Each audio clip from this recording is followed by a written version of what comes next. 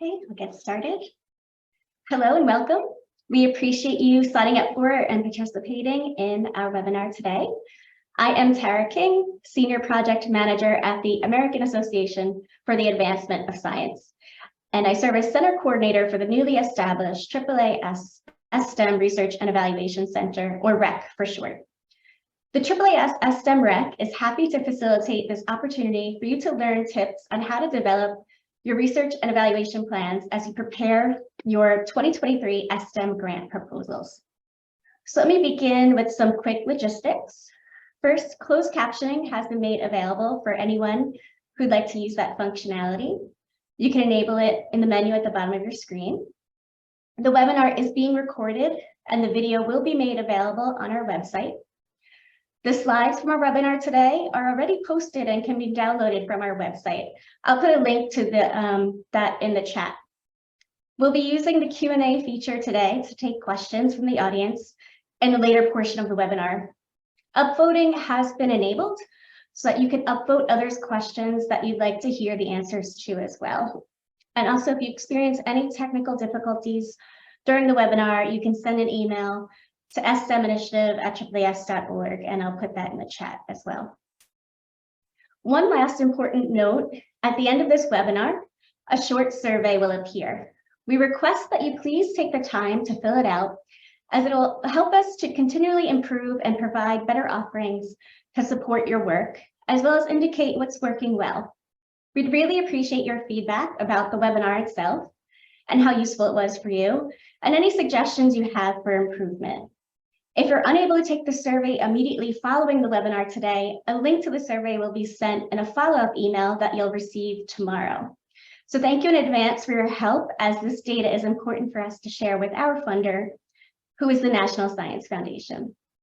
Next slide, please. Thanks again for joining us today. For those joining just now, I am Tara King, Center Coordinator of the STEM REC at AAAS. Let me begin by providing you with some context. Firstly, AAAS stands for the American Association for the Advancement of Science. AAAS is the world's largest general science association and the publisher of the science family of journals.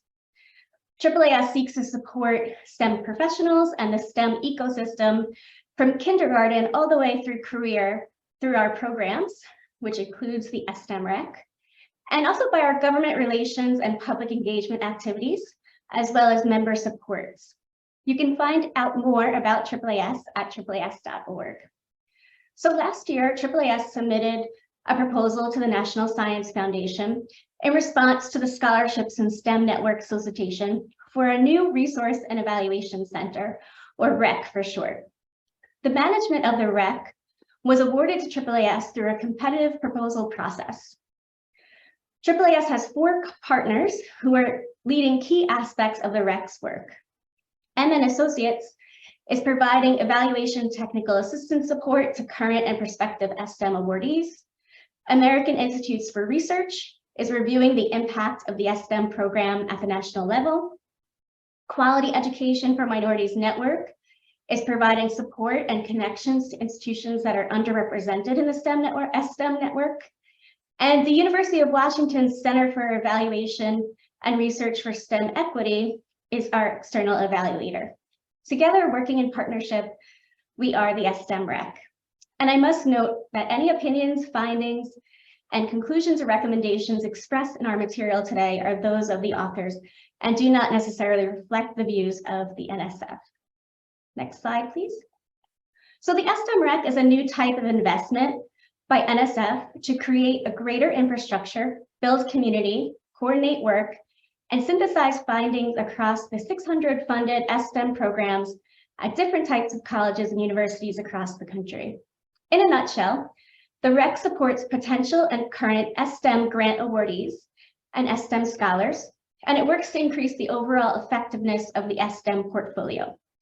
We welcome you to visit our website to learn more and join our mailing list to stay updated and informed. Next slide. The REC will achieve its goals by carrying out 5 essential activities, which include a public-facing online presence, virtual communities for STEM project leadership and scholars, an in-person annual scholars meeting, STEM program impact and evaluation reports, and a technical assistance suite. This webinar is part of our technical assistance suite and is being facilitated by our partner, MN Associates. Today, Kavita Mittapalli, lead evaluator at MN Associates, will provide helpful information and resources to help you develop strong research and evaluation plans for your STEM proposals. Throughout her presentation, you may enter your questions into the Q&A and as well as upvote others' questions. And then following her presentation, she will address the questions that have been posted. So let me now turn it over to Kavita. Thank you so much, Tara. Good morning, everyone. I am Kavita Mittapalli from MN Associates, Inc. And today I have my colleague, Nina De La Salas, who is the Senior Research Associate at M&A. M&A is a small research and evaluation firm. We are based in Fairfax, Virginia, with clients across the nation. To date, we have evaluated 11 STEM grants in all tracks across the nation. As part of the STEM REC development suite, M&A is going to be assisting both the prospective as well as the current STEM PIs, co-PIs, researchers, and evaluators alike. Our main focus is really helping you to develop very strong generation of knowledge plans, evaluation plans, and research plan and study and methodology plans for your proposals, as well as provide some ongoing TA for all the tracks.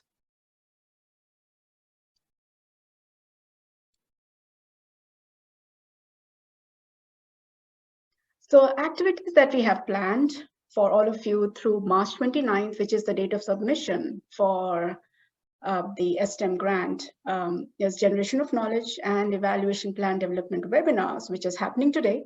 This is the first session, and we are going to have another session in the afternoon. We are also preparing a set of frequently asked questions and resources on the generation of knowledge, research and evaluation that are focused on how to develop a study plan, your design, methodology, and also how to budget depending on the scope of work. At the same time, we are also providing email consultation to review and provide feedback on your current proposals, specifically as they relate to the generation of knowledge and the evaluation plan. And you will see a QR code on the side to your right. You can also request evaluation or research assistance by clicking on this link or going directly to the QR code, and we will get a response and we will help you in whichever way possible.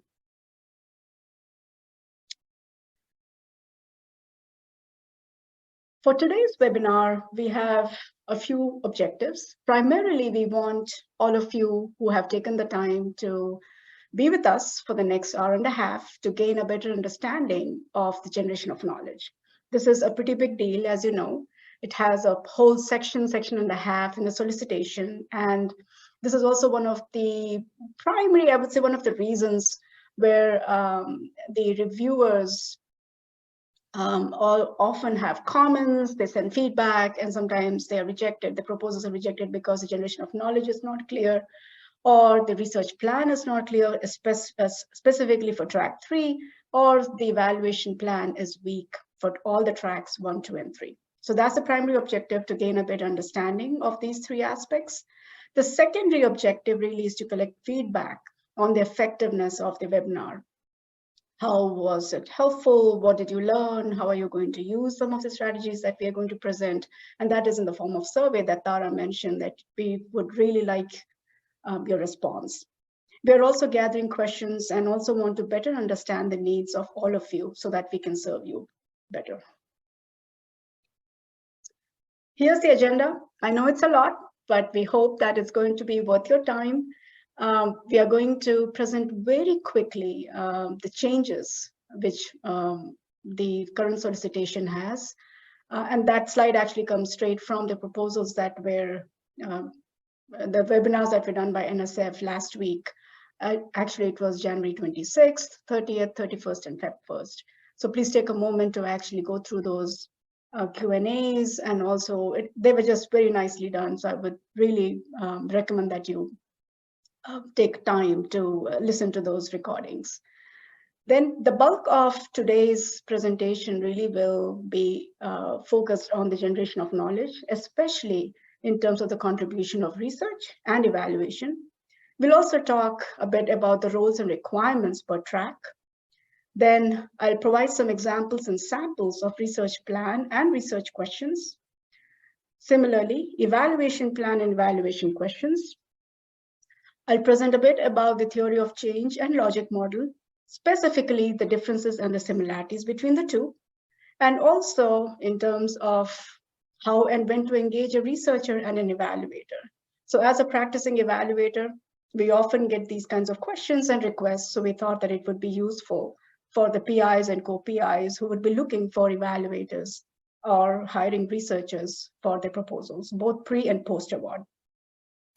The other item that has often been asked is advisory team versus an evaluator. So we're going to spend some time in terms of talking about who does what, and depending on your situation, which one would be a better choice for you. We'll spend about 25-30 minutes. We hope that you will stay with us for some questions and answers, and then we'll share some resources.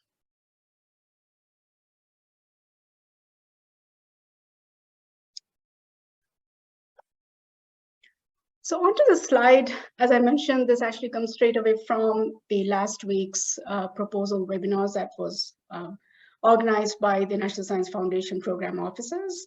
And very quickly, you will see that these are the biggest changes.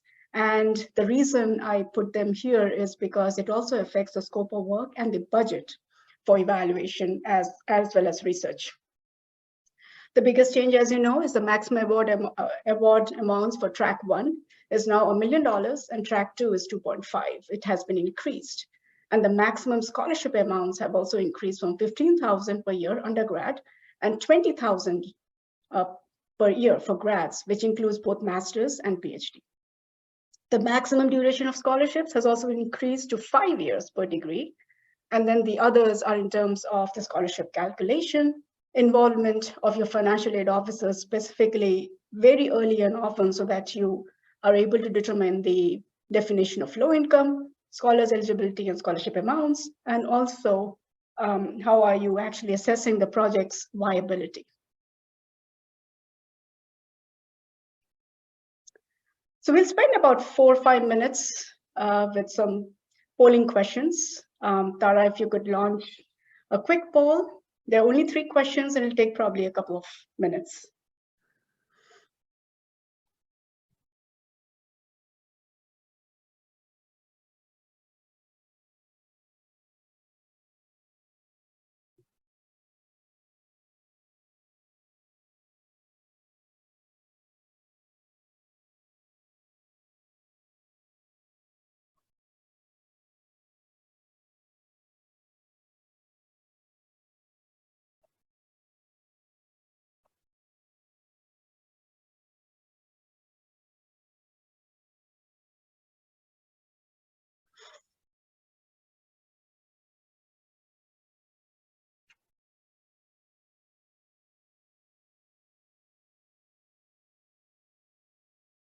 Okay, we have about 85% participation. Give it a second.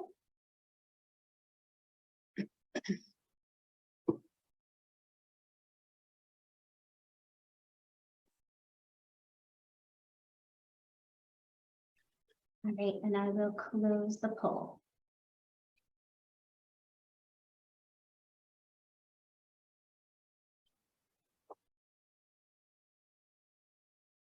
Cool. So it looks like, is everybody able to see the responses, Tara, you think? I believe they're being shared right now. Okay, cool. So in the audience, we have 8 evaluators. We have 2 social science researchers. We have social science researchers who is also a co-PI at the same institution, 7 of them. We have PIs, 19, which is about 25%. We have 9 co-PIs, and we have 31 grant writers, which is the largest group, 41%. Should we go to the second question, Tara? Yep, the second question is right underneath if you scroll down on the box. It says, have you already engaged a social science researcher to collaborate on the proposal? And we're almost completely split between yes and no. Cool. 39 yes and 37 no. And then the final question was, have you already engaged an evaluator to collaborate on the proposal? So we have 59% had said yes, that's 45 individuals, and 41% or 31 individuals have not yet. So 41 have not yet. 31, I'm sorry. 31. Okay, good. That's good. Good news. Well, thank you. Thank you, Tara. So let me go to the next slide. Okay. So as I mentioned, the core of the presentation today is really focused on the generation of knowledge, evaluation, as well as research. I'll give you a hot second to read this because this is really the core premise of STEM. So the STEM grant's really core premise is that it should contribute to the greater fields of STEM education, labor, workforce, through efficacy, impact, or effectiveness studies, which are clearly outlined in the common guidelines for education research and development. So this is a document that pretty much Nina and I and rest of us at M&A constantly keep looking because it is a treasure trove of research. And also it gives in details, provides the kind of research questions, the kinds of research studies that should be done. So we would highly recommend that both researchers, evaluators, as well as grant writers peruse the document before writing the research for track 3 and the evaluation plans for all the tracks, track 1, 2, and 3, that also must contribute to the generation of knowledge. So you may also want to pay careful consideration to the type of study that the research may want to do.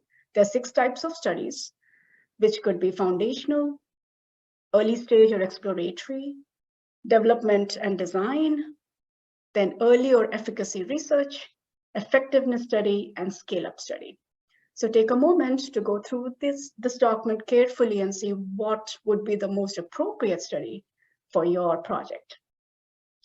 So within this context, the STEM projects should really strive to increase the understanding of the contributions that your project supports the students, which are both curricular as well as co-curricular, and can make the program goals of STEM persistence, retention, graduation when they are coupled with STEM scholarship.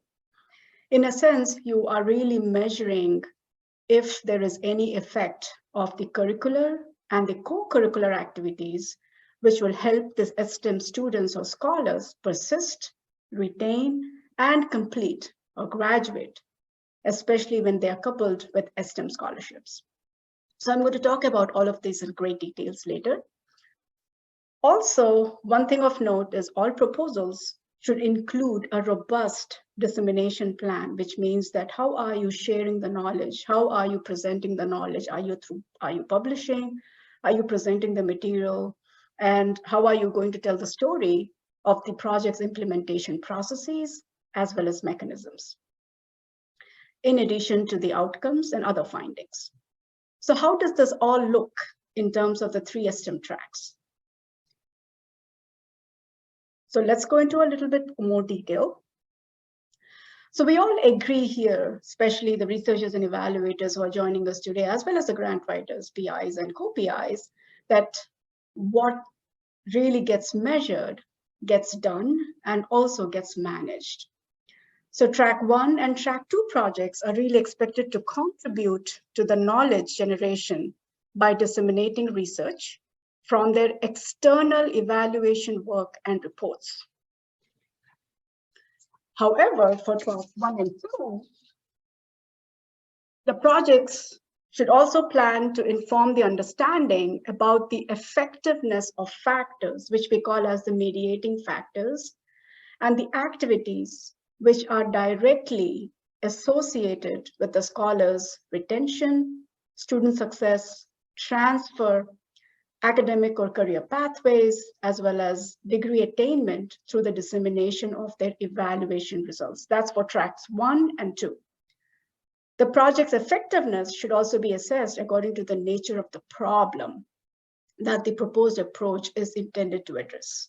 I know there are lots of words here, but what exactly does this all mean? And how are the problems linked with the approaches to generating the knowledge for an NSF grant? So the nature of the problem is what your research is trying to understand and then measure, which could be related to, say, an effective behavioral change in the scholar, or a cognitive change, or a dispositional change among the scholars across the grant years.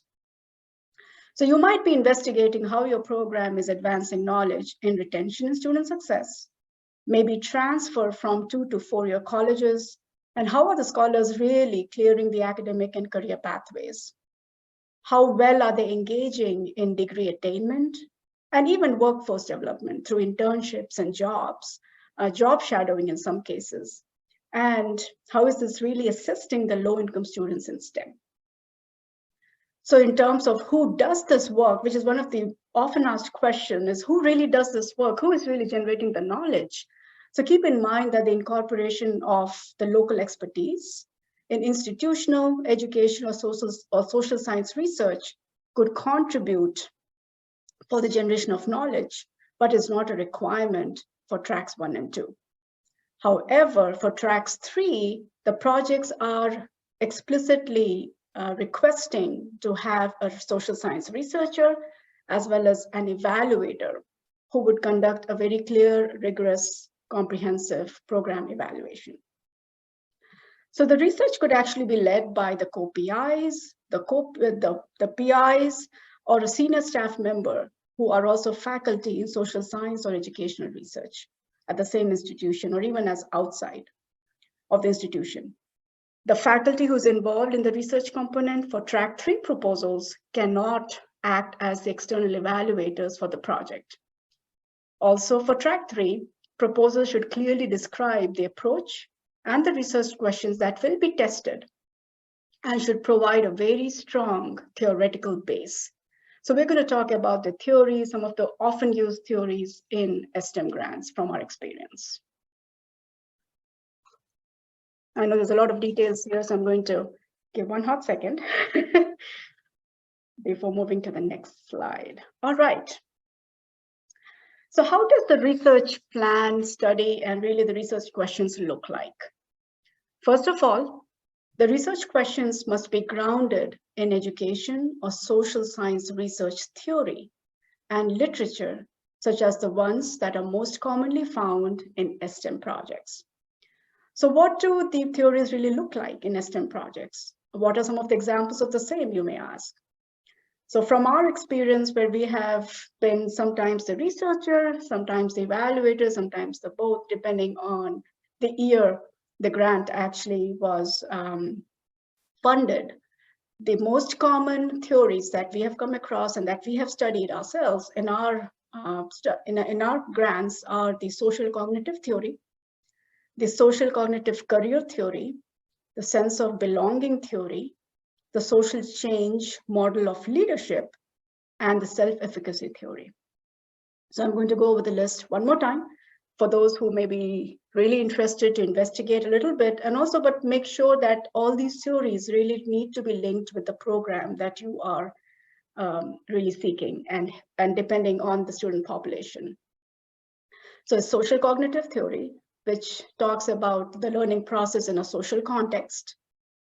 Then the social cognitive career theory is in terms of how the social factors produce personal interests and that are linked to the jobs, careers, especially linked to the STEM jobs and careers. The sense of belonging theory is actually a big one and a very commonly used in STEM grants, where the student's sense of belonging is actually a driver. It is actually an indicator of persistence in their institution. And what role does a sense of belonging really play in the scholar's persistence, retention, as well as completion? The other theory is social change model of leadership, specifically when students, particularly the first year students, participate in campus leadership opportunities, those experiences can be valuable in shaping their feelings of engagement and involvement. And that actually leads to higher achievement and persistence in academics and completion. The last one that is most commonly used is also self-efficacy theory, which is encompassed within the social cognitive theory, as most of you know, and it really focuses on how individuals and communities can be empowered with a sense of agency that will facilitate the goal attainment. So this theory really proposes a more measured worldview in which opportunities to experience or witness may promote a positive opinion of oneself, one's capabilities to succeed in the future, and increasing the likelihood of subsequent positive outcomes. So the most important criteria is that these theories should be informed by and linked to the specific needs of the student population who will be served within your institution and within the consortia, depending on the track that you're proposing.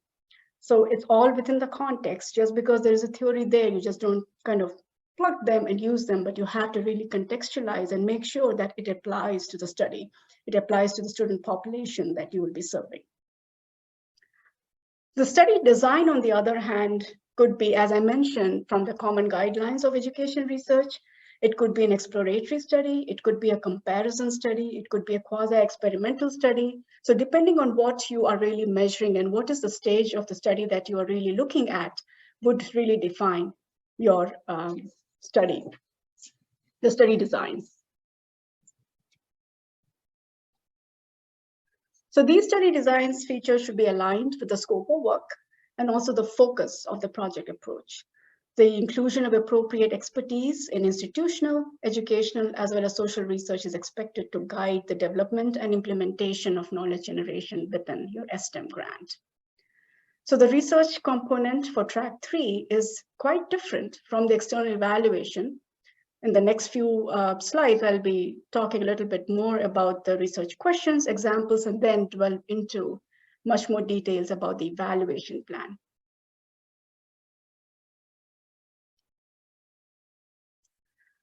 So here are some examples of research questions. These are some very high-level research questions, which obviously you're going to tweak based on your students, your population, and who is going to be receiving the scholarship. Let me go through a few of them. In what ways does or do the scholarships, the scholars really engage in an activity or an intervention, co-curricular or curricular? In what ways does a particular intervention work? You could also go further in terms of who does it work best? How do they react? What are some of the good practices? What are some of the lessons learned? So how does an intervention show its intended effects on the participants or the stakeholders' cognition and or affective behaviors? In the earlier slides, I talked about the changes, the intended outcomes you'd like to see in your scholars, which could be cognitive, affective, behavioral, it could be dispositional, depending on what you really want to investigate.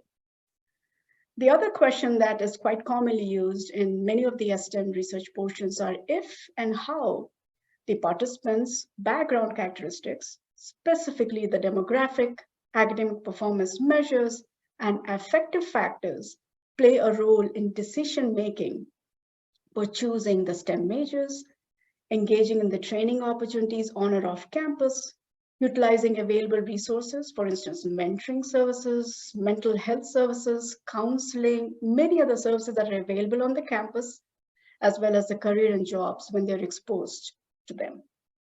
So these are some of the samples and examples from the research questions that are typically found in good STEM proposals. Some more examples here, again, as I mentioned, cognitive, behavioral, dispositional, or situational attributions. So what, if any, is the relationship between increased academic advising? Again, we know that academic advising, tutoring, mentoring are the most common curricular strategies, interventions, which will change the course taking habits of the scholars, the course success, which will also determine the STEM identity formation, which will help in retention, completion, or assist in the vertical transfer, or help them join a STEM force. So this is basically one big umbrella question that could be broken into several subcomponents, depending again on your sample size, again, your interest, the scope of work, and what exactly are you really trying to measure. The other question is, how does increased academic, non-academic, basically the curricular and non-curricular, and the financial support for STEM students relates directly to the levels of self-efficacy, persistence, completion, and academic performance.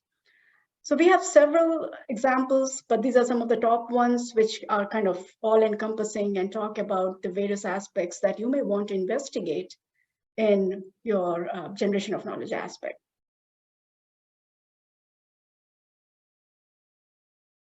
Okay, now let's talk a little bit about the evaluation. So for each track, that is track 1, 2, and 3, proposals should describe a rigorous, clear, and a specific evaluation plan that is aligned with the stated goals of the project and is executed by the external evaluation, by an external evaluator or an evaluation team, whatever the case might be, as it is detailed in section 2B of the solicitation. So it is actually a whole section that is devoted to the evaluation. The key aspects that I want to really highlight here through this slide is that evaluation is an extremely iterative process, by which I mean that it has to have a feedback loop, which means that your evaluator is engaged in the project from the very beginning.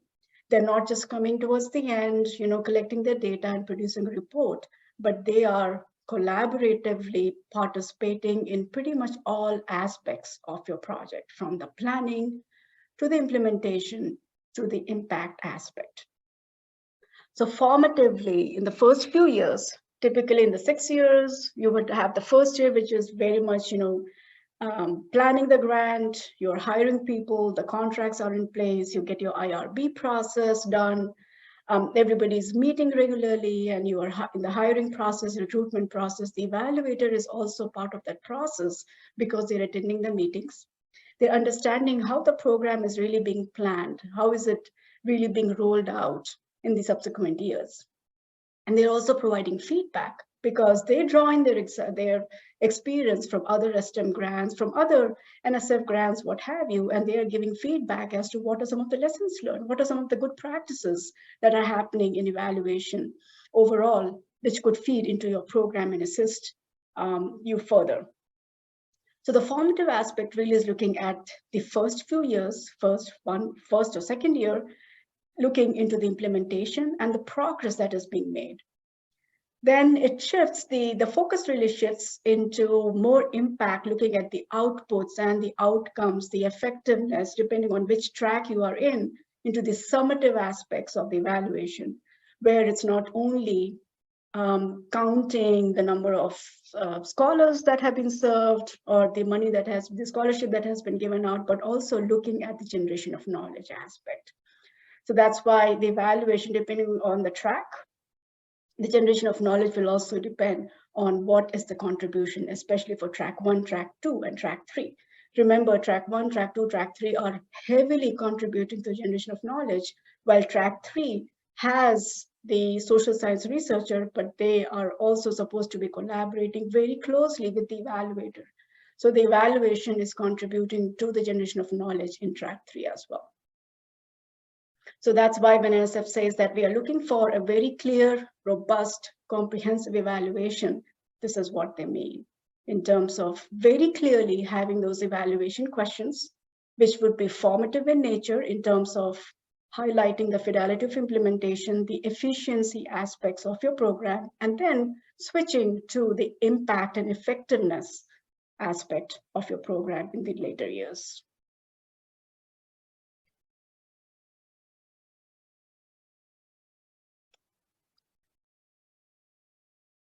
So one of the things that we as evaluators often kind of struggle in terms of the space in the project narrative, we know it's only 15 pages. So oftentimes the PIs and co-PIs who contact us, they say, well, can you just write a half a page or maybe a paragraph of an evaluation plan on POET page 14? The answer is sometimes it's difficult, especially when NSF is requiring us to write a really rigorous, a really good, comprehensive, robust evaluation plan. You want to be clear and you really want to have all the details possible into your evaluation section. Typically, it is a page long. And what we do and what we have learned across the years is to have an evaluation data matrix. So what it really does is to provide details of what the evaluation questions are, what are the indicators of success. Also, it talks about the data sources and methods, who is going to collect the data. The reason we put it there is that actually this template comes from the evaluate.org. I would strongly encourage all of you to check the site. They have really good template, which is this, and also an explanation of what each indicator means. So the responsible party here is important because sometimes what happens is that the evaluators are not on site. They cannot be on site. So they are heavily depending on the PIs, the co-PIs, institutional researcher team to collect some information and then give that information or share that information with the evaluator. So you would want to know who would be the party that is actually collecting the information on behalf of the evaluator. Then the timing. Timing is important because you would want to also tell the PIs, the NSF, reviewers how often you're going to collect the data.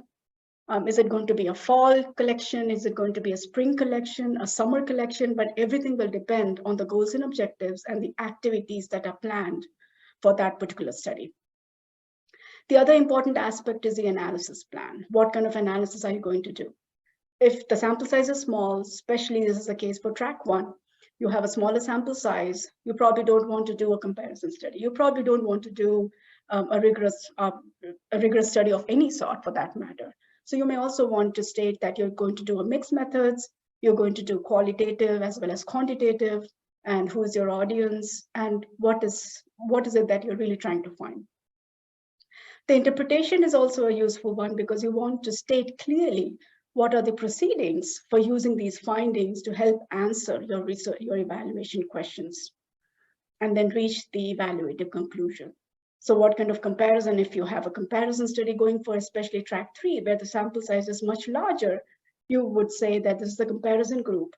This is the characteristic of my comparison group. This is how it compares on these particular metrics. And this is what we are really interpreting as it relates back to the evaluation question.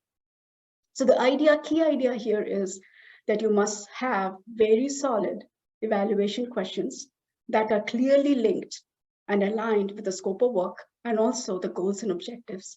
Because when the PIs and co-PIs contact us and they say, well, can you write an evaluation plan? So the question back to them is, can you actually share your goals and objectives and activities? And then we can write the evaluation plan.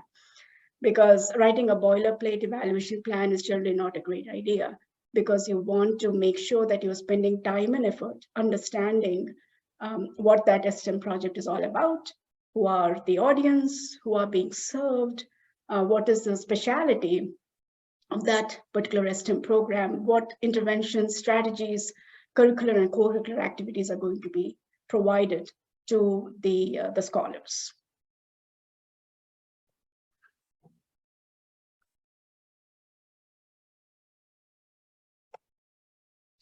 So here are some examples. As I mentioned that I provided some examples on research questions.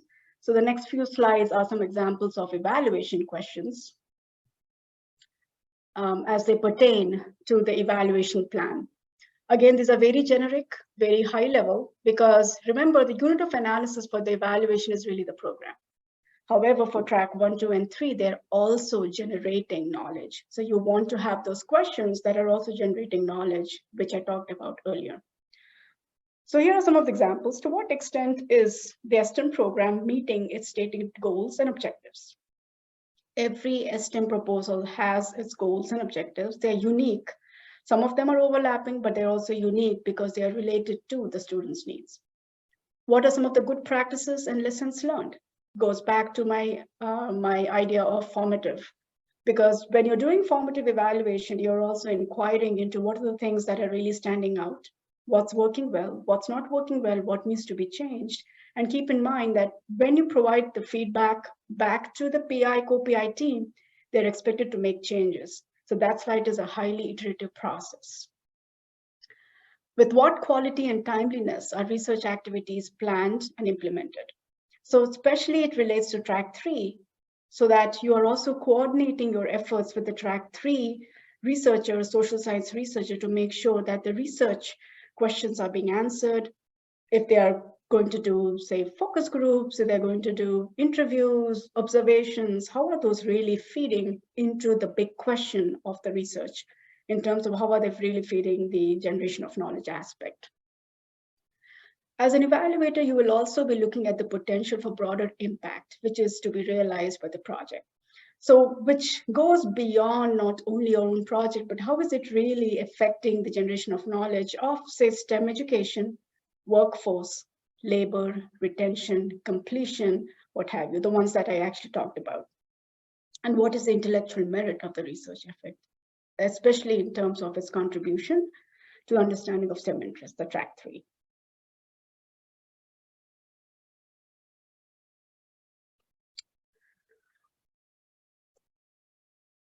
The other thing that I also wanted to spend some time is theory of change and logic model. As most of you know, the solicitation clearly says that a theory of change and or a logic model is expected in the 15-page narrative. Many times people ask us, well, we do have a theory of change or a logic model, but where do we place it? Where do we actually insert it in the 15-page narrative? Typically, in our experience, the logic model is seen in the evaluation plan and or in the narrative section that describes the project plan activities, the strategies, etc. It is somewhere more closer to the evaluation because it clearly lays out the inputs, the activities, the outputs, and the outcomes, both in the short term and the long term. So I have 2 illustrations here. You may be thinking, well, we have a theory of change, but how is it similar to the logic model, or how is it different from the logic model? So the main distinction, as we see, between a logic model and a theory of change is really that of the metrics or the indicators of success. A logic model, as the diagram here clearly illustrates, is very linear. If we do this, then we can expect this to happen. So if we provide X, the result will be Y, while the theory of change also includes the causal mechanisms to show why each intervention is expected to result in an intended outcome. So if we provide X, A will either support or hinder the result of Y.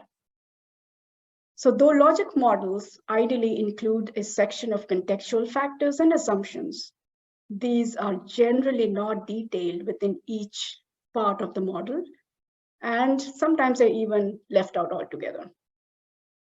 So in a sense, a theory of change includes these factors throughout the model, and the logic model, on the other hand, is much more descriptive, while the theory of change is much more explanatory.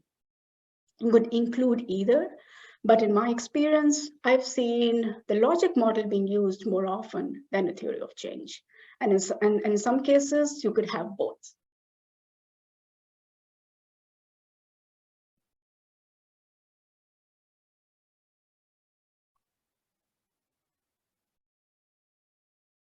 So we are towards the end, I believe, in terms of our timing. Are we doing well on timing, Tara? Cool, okay. So maybe 5 or 7 minutes more. I have only a few more slides, and then we will jump into the Q&A. So when do we engage a social science researcher and or an evaluator? Oftentimes we receive phone calls, emails, last minute requests that the PI and the co-PIs are looking for an evaluator, and they have a draft that is more or less ready, and they want the evaluator to write an evaluation plan, half page or 3/4 of a page or a page max. So we've been emphasizing, based on our experience and just time and effort, that the evaluators, as well as the researchers, they really are partners and collaborators from the very beginning. because we work in concert with the PIs, the co-PIs, and the grant writers in terms of trying to understand what are the goals, what are the objectives of the STEM grant, who are being served, and what are the needs, because the research evaluation plan, the generation of knowledge really needs to be aligned very closely with them. That's why we keep saying, engage your evaluator, engage your social science researcher early and often. The researcher or the evaluator could be external, or they could also be someone from another department within your institution. That's clearly mentioned in the NSF solicitation. So if you want to go with an evaluator who is completely external, I would say that there are some general qualifications that you may want to look for in an evaluator, in the sense their experience with the NSF grants, and if possible, even STEM grants, how well they can work off-site, on-site, what is the plan, what is the budget, and what is the scope of work, how often they can meet, what is their modus of operation, and general collaborative aspects would be good to know.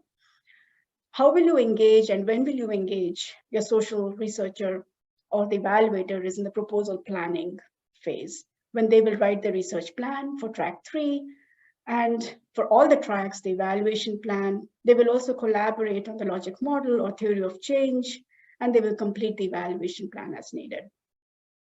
Some of the general expectations from the third-party evaluator should be set before you actually engage them, in the sense that some of the institutions that we have dealt with, they have procurement procedures. Many times the PIs, the co-PIs, or the grant writers, they don't know that there are some procedures in place, which means that even if an evaluator or a researcher is written into the grant, there is no guarantee that they are going to be awarded the work.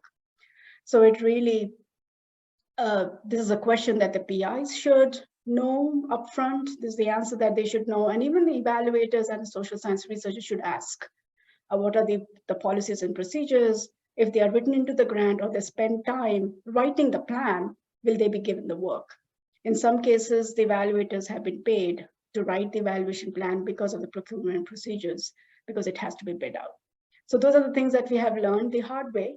And we want to share this, that it really behooves the evaluators, the social science researchers, as well as the PIs and co-PIs to keep in mind before engaging an outside consultant.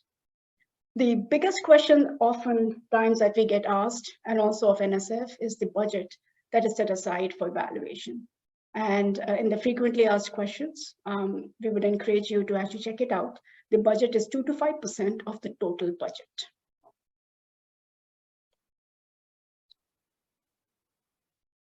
Well, sometimes we also get queries as to, well, can we have an advisory instead of an evaluator? Or can we have an advisory in addition to an evaluator? The answer is it really depends. So depending on what you would like the advisory, either a person or a team to do. If it's going to be, just providing advice, but not producing any reports and deliverables, then that could pose a problem, because there are clear expectations that the evaluator is going to produce an interim report all the years and the final summative report at the end of the year. So it's really critical that you think about the role and functions and the budget, and that there are no conflict of interest associated with the advisory team. So after the award is made, what we generally recommend, and also based on our experience, is please contract the evaluators, give them a contract, have the paperwork all figured away and squared away before they can begin work, because that is a billable hour. Also complete an institutional review board process, approval process. A determination letter is not equivalent to getting a full approval of the IRB. Then the kind of activities that the evaluator or the social science researcher is going to be engaged in is have a kickoff meeting. Then there will also be opportunities to refine the evaluation plan, even revise the evaluation questions, deliverables, expectations, because the first year is generally a planning year and many of the things are not in place. Hiring hasn't been completed, contracts are not in place, so things shift. So you may also want the evaluator and the social science researcher really kind of tweak their own plan depending on where your program is. As part of the other duties, the evaluator and the researcher are also reviewing documents. Depending on the location, they will also conduct site visits, typically fall or spring or just once, depending on the budget and scope of work. Then surveys, these are the most common ones for the scholars for fall and spring, because you're also trying to assess the trend and the changes in perceptions, behaviors, what have you, from throughout the semester and fall and spring and throughout the year, so that you can actually do some trend analysis. They're also attending advisory meetings if they are held. They're also coordinating with the institutional research team to collect extant data as it relates to, say, completion, retention, course, GPAs, performance assessments, as well as for track 3, they're working closely with the researchers so that they don't kind of step on their toes, conflate between research and evaluation. And there's also coordinated efforts, because you don't want both the researcher and the evaluator collecting same type of data and burdening the participants. The evaluator is also doing data summaries from the data that has been collected, and they provide feedback to the PI team to make changes, and that's where the iterative and the feedback loop comes into play. The type of reports are the interim reports for the first 5 years, and a summative final report that tells the whole story in the final year. They are also engaged in some dissemination efforts in terms of helping with the data or producing blogs, articles, publications, presentations, what have you. So it's a very collaborative and a very engaged work, and that's why the scope of work and to have the evaluator on board from the very beginning is important. Okay, so we are in the last few slides. You will see another very trendy and funky QR code out here. So if you can, if you're interested, NSF actually produced a set of frequently asked questions, which you can actually find through this QR code.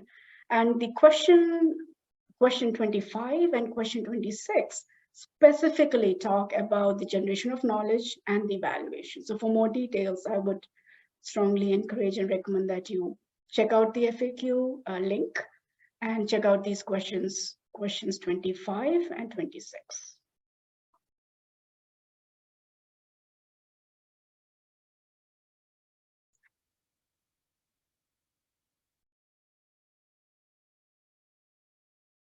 Oh, cool. So we are ahead of the game for a change.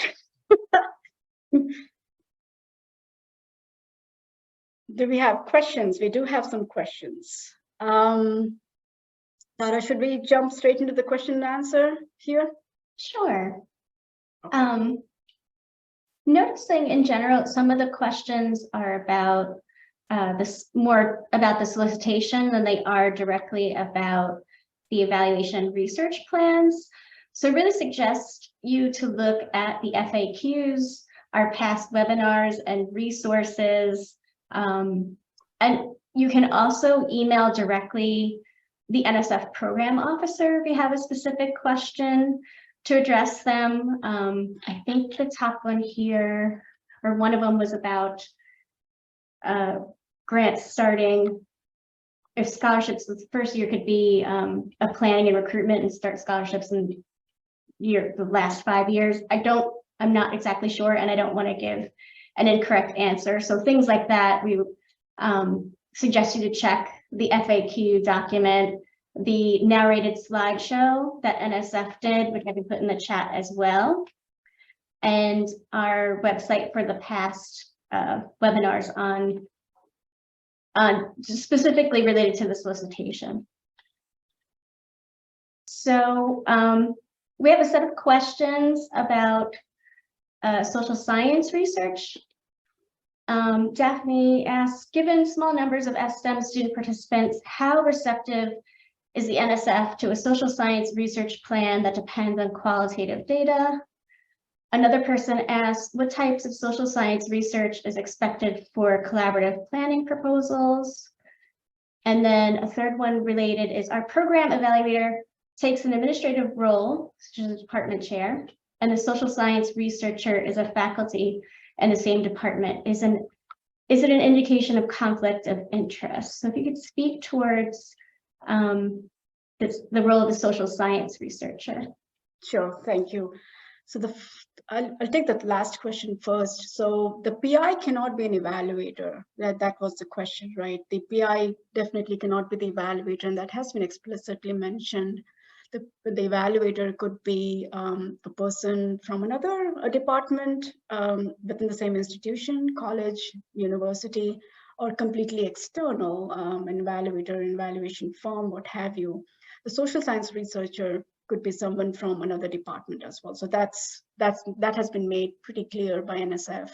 And there is clearly a conflict of interest if the PI is also evaluating their own program. The second question, Tara, one more time.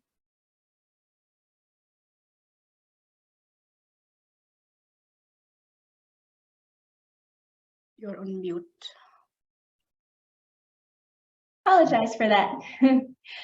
What types of social science research is expected for collaborative planning proposals?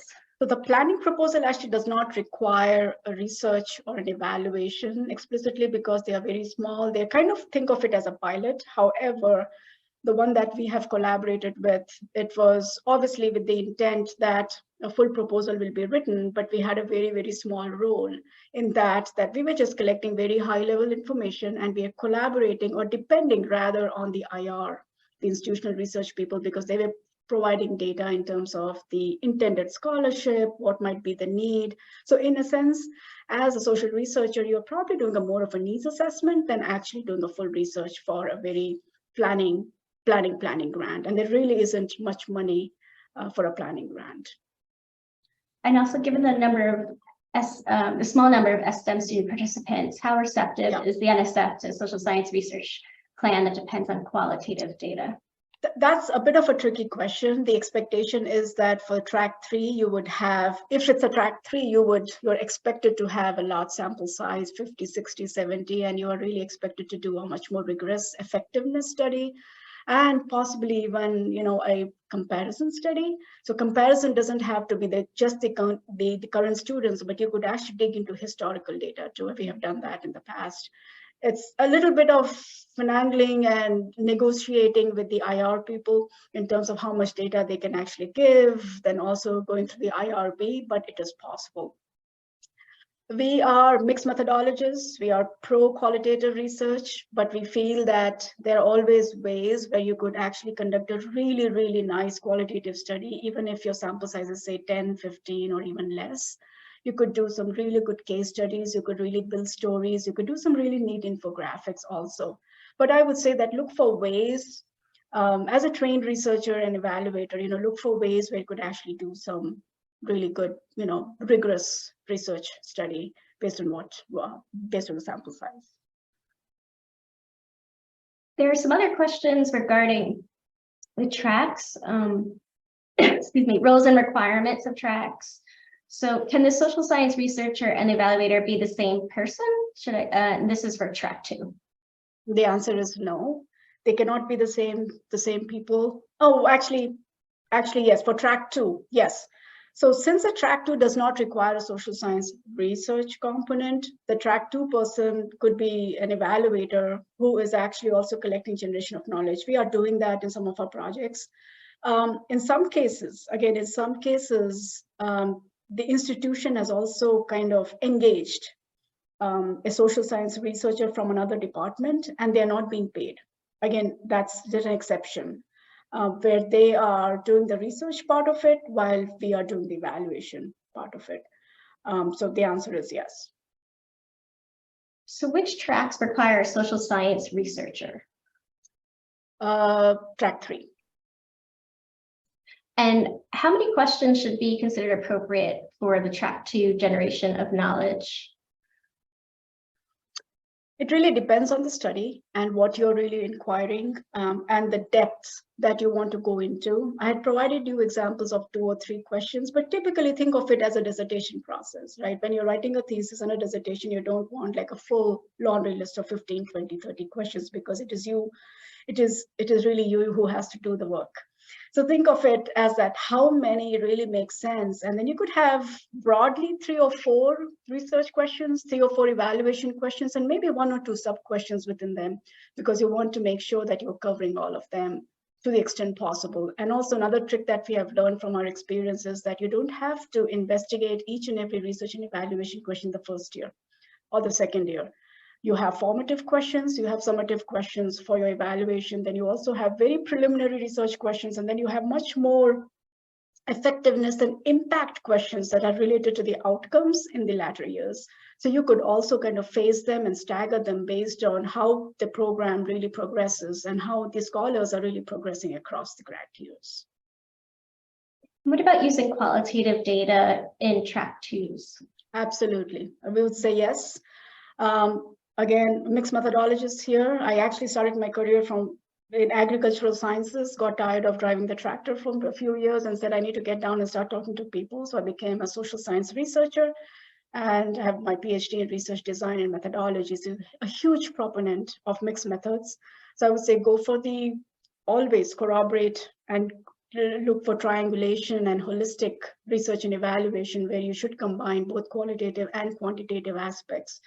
Go for focus groups, do interviews, observations, create a rubric, and also have your surveys, because surveys are pretty standard. That's the most common method, but you will also observe that due to small sample size, and also everybody is busy. The STEM scholars, usually you will see the response rate will start dropping off in a few years, and you're chasing them to get the surveys completed.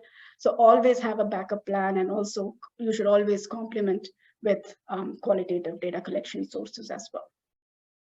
And although researcher is not required for track 2, is it encouraged? I would say yes. As I said, in some of our cases, we have a social science researcher from the same institution, from the psychology department, from the sociology department, who are interested in certain aspects of, say, first generation college going experience.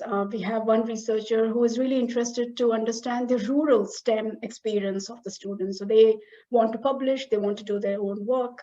So it really depends. Otherwise, you have the evaluator who is really expected to do the generation of knowledge for all tracks.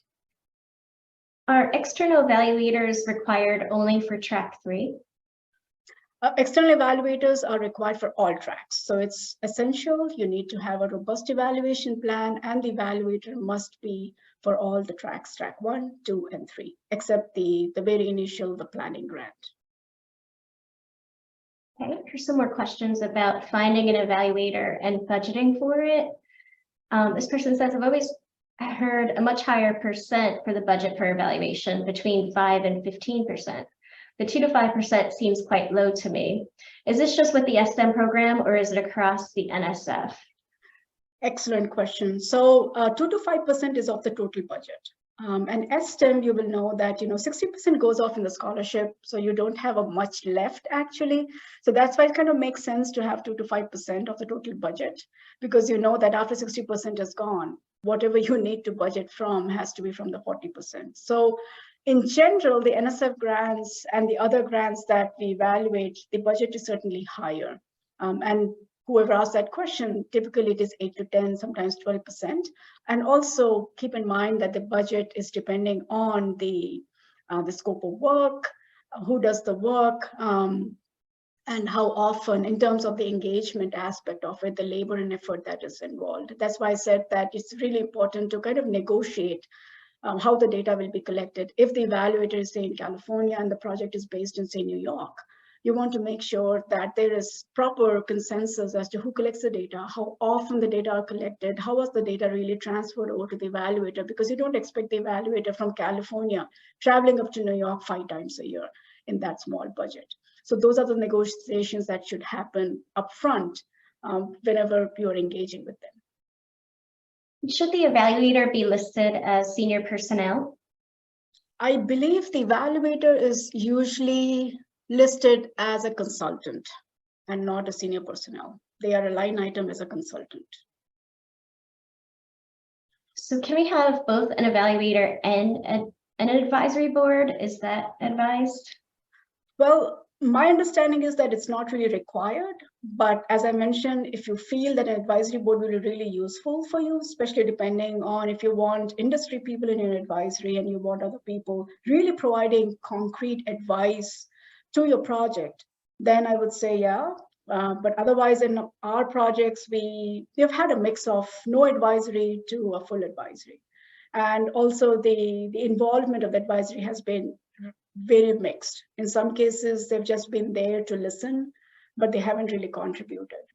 They don't have any deliverables, so they just meet once or twice a year, and it's an hour meeting, and everybody's talking in terms of the PI and the co-PI are just talking and contributing, but the advisors are really not providing any advice. So that has been our experience, but it really depends on your program.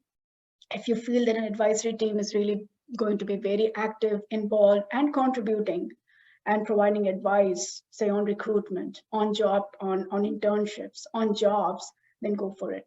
But otherwise, it's not required. When you say create a rubric, what does that mean, or what might that look like? So the rubric that I shared for the evaluation is something that we quite often use. So it is for the evaluation, correct? Or was it for something else?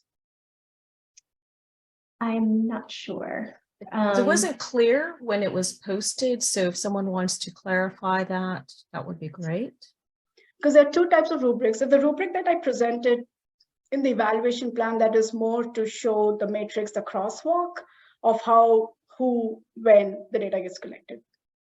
And if you're conducting observations of, say, an activity as a researcher, that rubric would be something that would be related to what exactly are you trying to observe in that activity. So that's a different rubric. And how would you score that, for instance? So that's a, could be simple rubric 1, 2, 3, 4 in terms of its quality, low, medium, high, very high, needs improvement, what kind of feedback, or what did you observe? So that's a different kind of rubric. Yes, this person said rubric for evaluation. Okay, okay. Can we have both? We answered that one. Current STEM recipients must report a lot of student level data for each academic semester for an external evaluation of STEM programs. Will this remain the same? In terms of assessing or accessing the data from the IR, from the institutional research? Is that the question? If the person can clarify what they mean there. So let's see, current STEM recipients must report a lot of student level data for each academic semester for an external evaluation of STEM programs. Oh, I guess, will it remain the same level of data reporting, I imagine? Yeah, my short answer, again, cannot speak for NSF, but for evaluators, we do collect a lot of extant data, especially as it relates to demographics, GPAs, course taking. We do collect that kind of data. So the answer is yes. That's why the coordination with the IR is important. And usually the PI facilitates that conversation, that dialogue between the evaluators, us as someone who needs the data. So we usually create a data sheet, either on Smartsheet or a Google Sheet, and we send that over to the PI. The PI, if they have the information, they input the data, or they send that over to the IR, the institutional research folks, and they provide the information to us. The reason this is important is that, especially for tracks 1, 2, you are also doing generation of knowledge. So if you don't know who are being served, how are you going to collect information on their retention, completion, the DFW rates, and so on and so forth. So that's why it's important to know who are being served, the scholars.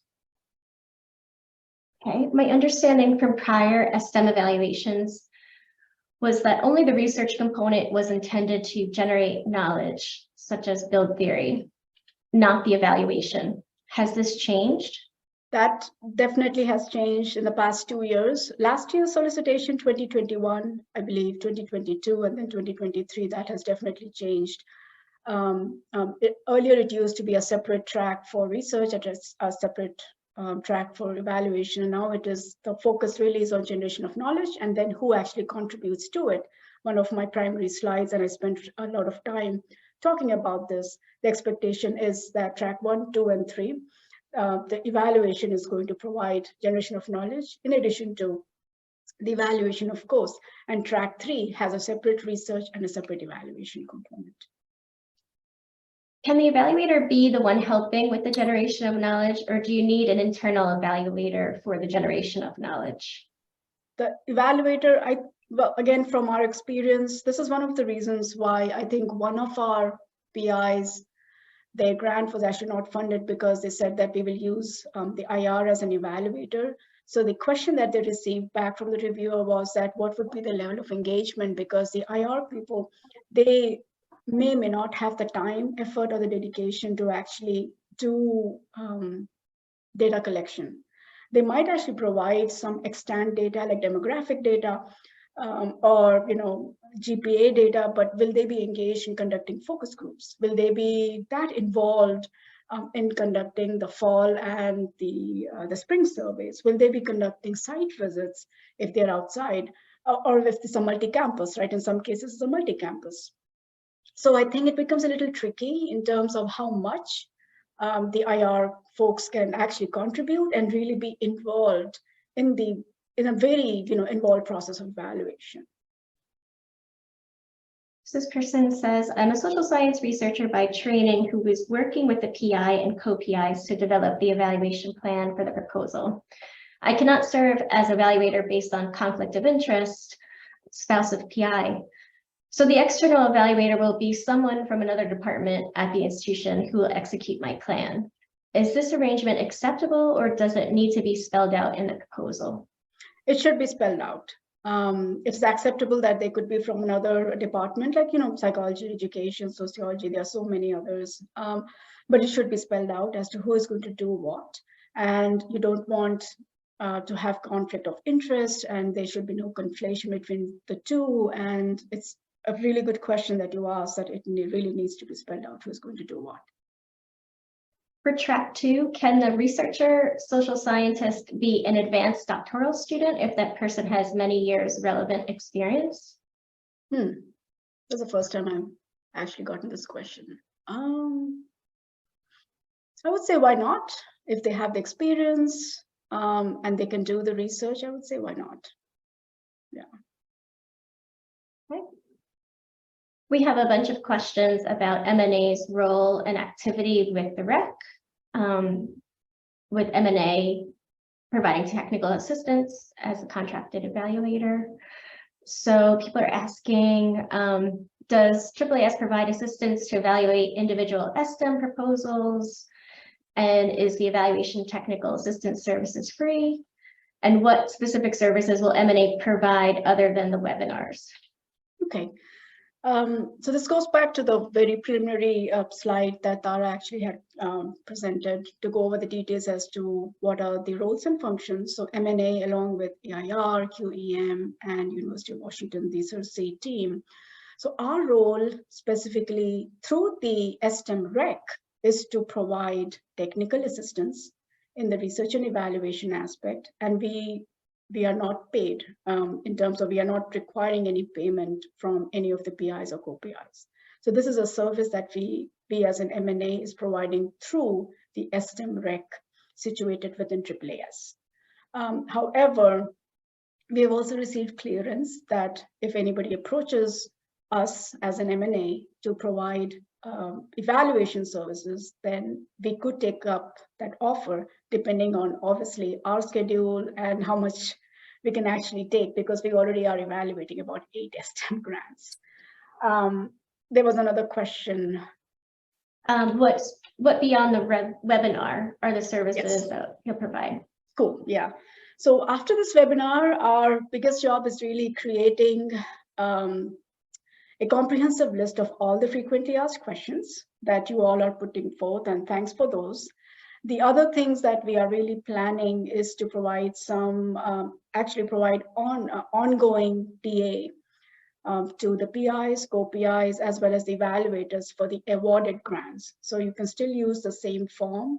You can check in with us if you have any design questions, if you have any concerns in terms of the validity of an instrument or anything that you're collecting and you may have concerns. you can contact us. So that is for the ongoing current grants TA. The other things that we are also going to do is work closely with AIR, QEM, and CERC for the upcoming events soon to be announced, where we will have a role. And eventually, we're also thinking that based on the needs, that's why we are asking that please connect with us, please ask us, please tell us what needs do you have, especially as it relates to research and evaluation, so that we can provide those services to you. Right now, we are thinking that after these webinars, these 2 webinars today, the frequently asked questions, the events that are coming up and being organized by AAAS, we may also be creating some lessons, some modules on maybe, how to create a theory of action or a logic model or do something else. So we are really looking at you and really looking for ways where we can be of assistance. So give us a shout out, ask us how we can help, how we can be a good resource to you. Here's a budget question. Can we pay non-scholars to participate in surveys and focus groups? And if so, where should we mention that this cost in the budget? That's actually an NSF question, right, Tara? So I'm not going to preempt and respond to it because I really don't know the answer to this. I believe it was addressed in a webinar last week. Yeah, and it.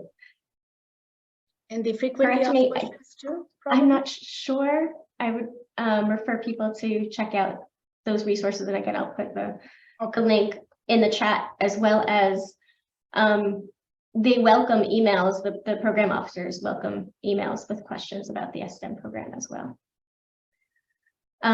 Is the evaluator expected to evaluate the implementation of the research component? If, as noted, the evaluator is also expected to collaborate with the researcher, might that be a conflict of interest? So for track 3, there is a separate researcher and an evaluator. However, we encourage that the evaluator collaborate with the researcher so that there is no, conflation or overlap of the questions that are being asked. However, for track 1, track 2, and track 3, the evaluator is supposed to contribute to the generation of knowledge. So it's really, the core is generation of knowledge, and then who does what.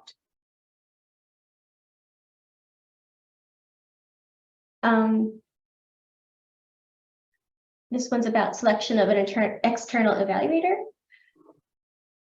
When you say external evaluator, do you mean outside the institution or just outside the department but still in the institution? So it could mean both. External as in completely external, like an evaluator or consultant or firm. And external could also mean that they are external to the project team. So that the project team is, say, from the biology department, you may want an external evaluator who is outside the biology department. They could be in psychology, sociology, education, what have you, so that they're really external to the actual people who are implementing, they are planning and running the show. Okay.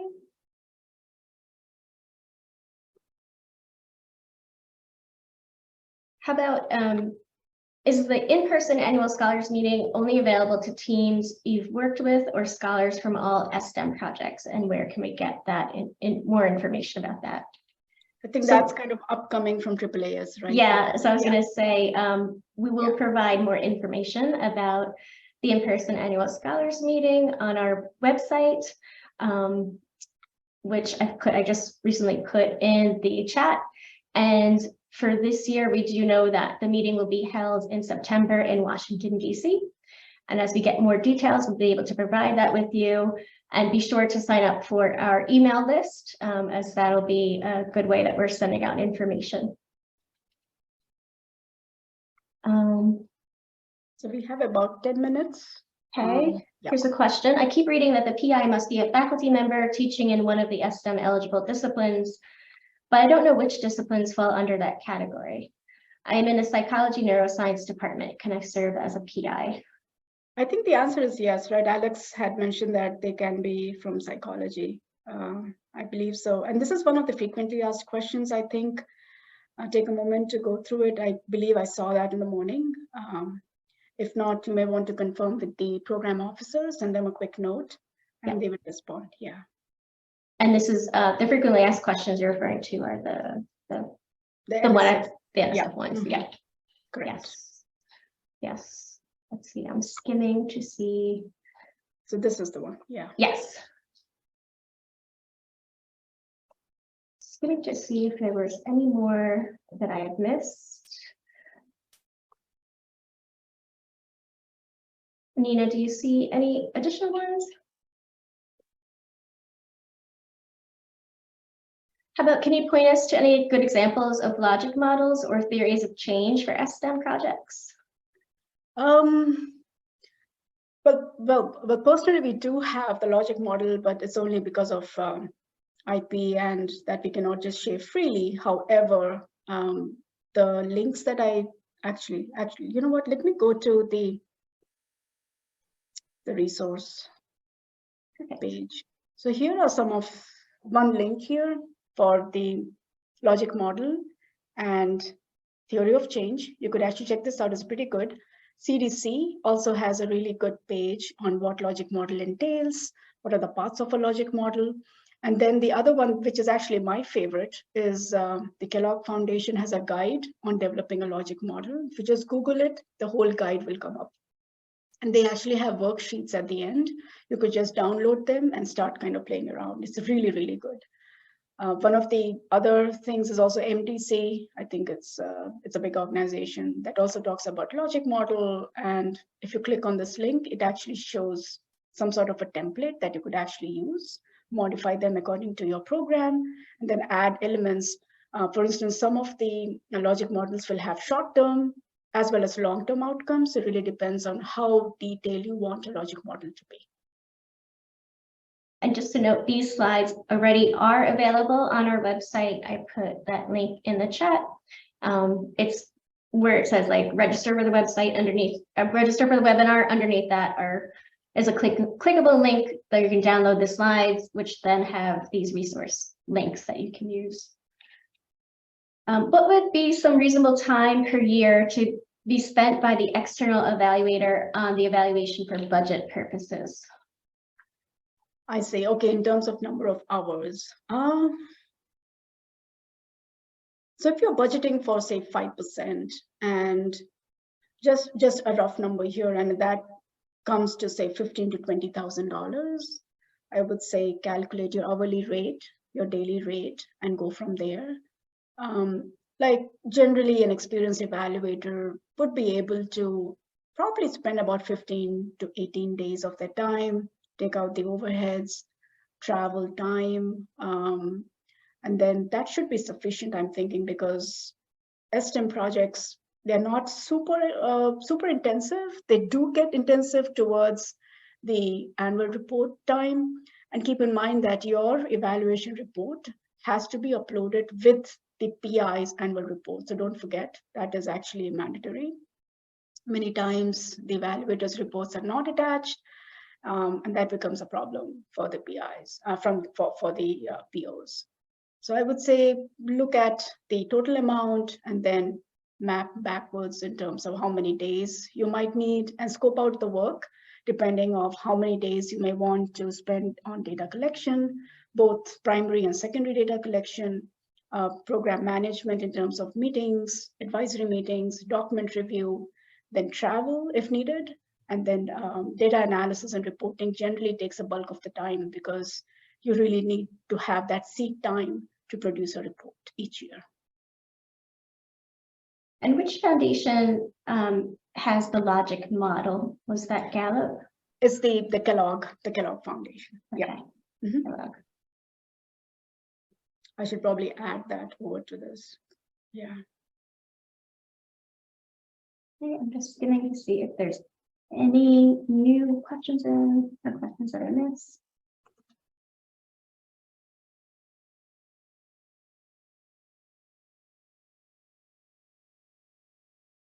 I don't see any more.